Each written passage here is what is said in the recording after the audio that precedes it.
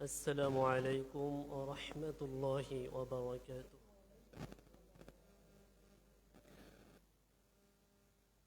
الحمد لله نحمده ونستعينه ونستغفره ونؤمن به ونتوكل عليه ونعوذ بالله من شرور أنفسنا ومن سيئات أعمالنا. من يهده الله فلا مضل له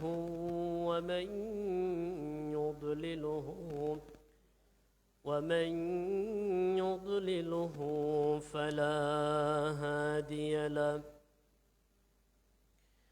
ونشهد أن لا إله إلا الله وحده لا شريك له. وأشهد أن سيدنا وسندنا وحبيبنا ومولانا محمدا عبده ورسوله الذي أرسله بالحق بشيرا ونذيرا وداعيا إلى الله بإذنه وسراجا منيرا. فقد قال الله تعالى في كلامه المجيد وفرقانه الحميد: أعوذ بالله من الشيطان الرجيم. بسم الله الرحمن الرحيم. إن الله وملائكته يصلون على النبي يا أيها الذين آمنوا صلوا عليه وسلموا تسليما. اللهم صل على محمد وعلى آل محمد كما صليت على إبراهيم وعلى آل إبراهيم إنك حميد مجيد. اللهم بارك على محمد وعلى آل محمد كما باركت على إبراهيم وعلى آل إبراهيم إنك حميد مجيد. আলহামদুলিল্লাহ, শুকরিয়া রব্বুল আলামিনের দরবারে, যিনি দুনিয়ার হাজারো কর্মব্যস্ততার মধ্যেও আমাদেরকে জুমার সালাত আদায়ের জন্য রমজান মাসের পূর্ববর্তী মাস, এই শাবান মাসের আর কয়েকটা দিন রয়েছে, এমন একটি মর্যাদাপূর্ণ মাসে যে রব আমাদেরকে জুমার সালাত আদায়ের জন্য মসজিদে আসার তৌফিক দান করেছেন। সকলে বলে আলহামদুলিল্লাহ।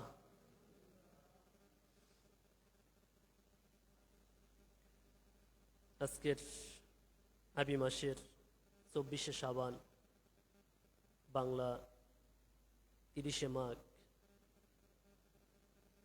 ইংরেজি 13ই ফেব্রুয়ারি, আমরা আল্লাহ তাআলার দরবারে শুকরিয়া আদায় করি যে আল্লাহ তাআলা আমাদেরকে হায়াতে রেখেছেন, এবং আল্লাহ তাআলার কাছে এতটুকু দোয়া করি আল্লাহ তাআলা যেন আমাদেরকে নবীজি সাল্লাল্লাহু আলাইহি সাল্লাম যে দোয়া পড়তেন রজব এবং শাবান মাসে, সেই দোয়া অনুযায়ী আল্লাহ তাআলা যেন আমাদেরকে রমজান পর্যন্ত পৌঁছে দেন, আমিন। নবীজি পড়তেন আল্লাহুম্মা বারিক লানা ফি রজব ওয়া শাবান ওয়া বাল্লিগনা রমজান। আগামী জুমায় হয়তো আমরা এই অবস্থা যে জুমা পাচ্ছি, আগামী জুমা থেকে হয়তো আমরা রোজা রাখতে পারবো,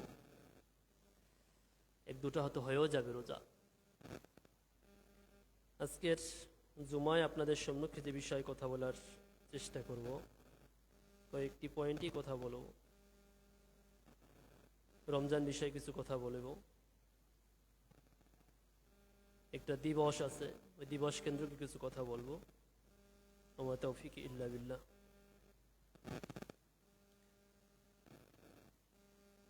আমাদের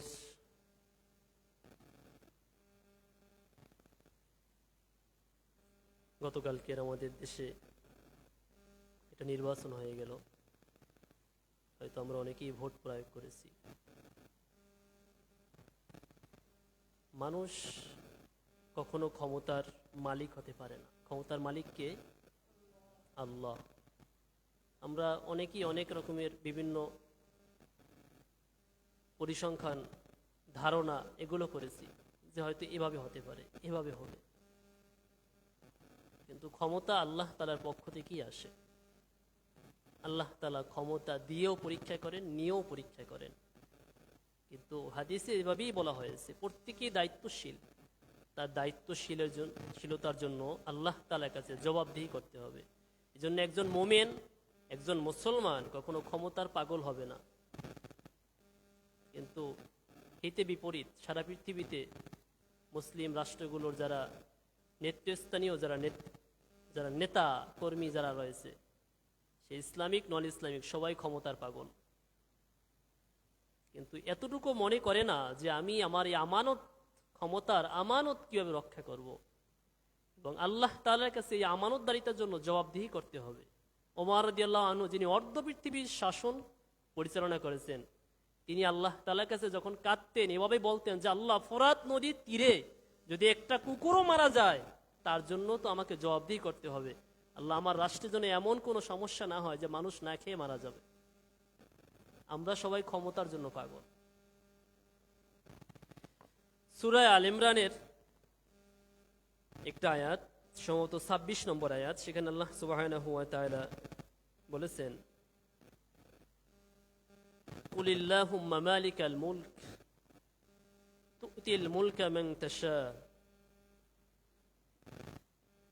আল্লাহ তাআলা এখানে বলছেন যে ক্ষমতা, রাজত্ব, এটা আল্লাহ তাআলা যাকে ইচ্ছা তাকে দেন। ওয়া তানজিউল মুলকা মিম্মান তাশা, এবং ক্ষমতা, রাজত্ব আল্লাহ তাআলা যার কাছ থেকে ইচ্ছা ছিনিয়ে নিতে পারেন। এরপরে বলা হয়েছে হুয়া আলা কুল্লি শাইইন কাদির, আল্লাহ তাআলা হলেন সকল বিষয়ের উপর ক্ষমতাবান। এখন আমরা বলি আমাদের দেশে সবাই ইসলামিক দল, নন ইসলামিক দল সবাই গণতন্ত্রের চর্চা করে, এবং এদের মুখের বুলি হলো জনগণই ক্ষমতার উৎস। শিরকি কথা। ক্ষমতার মালিক উৎসকে আল্লাহ তাআলা, ক্ষমতা আল্লাহ তাআলা দেন।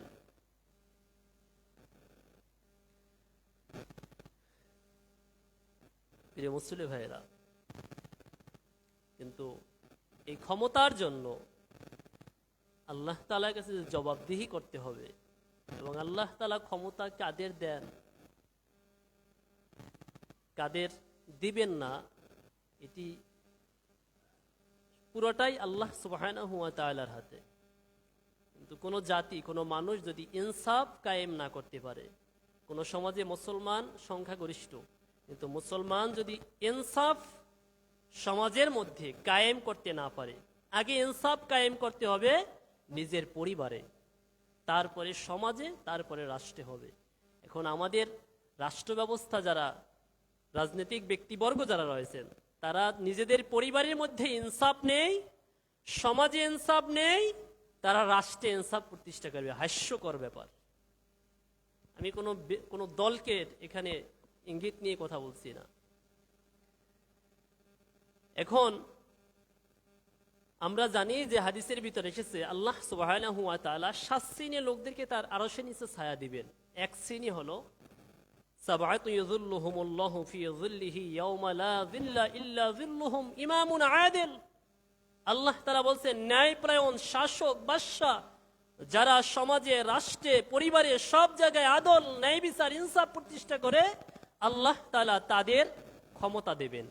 এবং এই ক্ষমতা যারা পেয়ে সঠিকভাবে রাষ্ট্র পরিচালনা করবে, ইনসাফ প্রতিষ্ঠা করবে, আল্লাহ তাআলা আরশের নিচে যখন আরশের ছায়া ছাড়া যখন হাসরের ময়দানে কোনো ছায়া থাকবে না, সেই আরশের ছায়ার নিচে ওই শাসক বর্গ, ওই মানুষদেরকে আল্লাহ তাআলা আরশের নিচে তার ছায়া দিবেন। সে ছায়া দিবেন কাদেরকে? যারা ইনসাফ কায়েম করে, যারা ন্যায় বিচার করে তাদেরকে।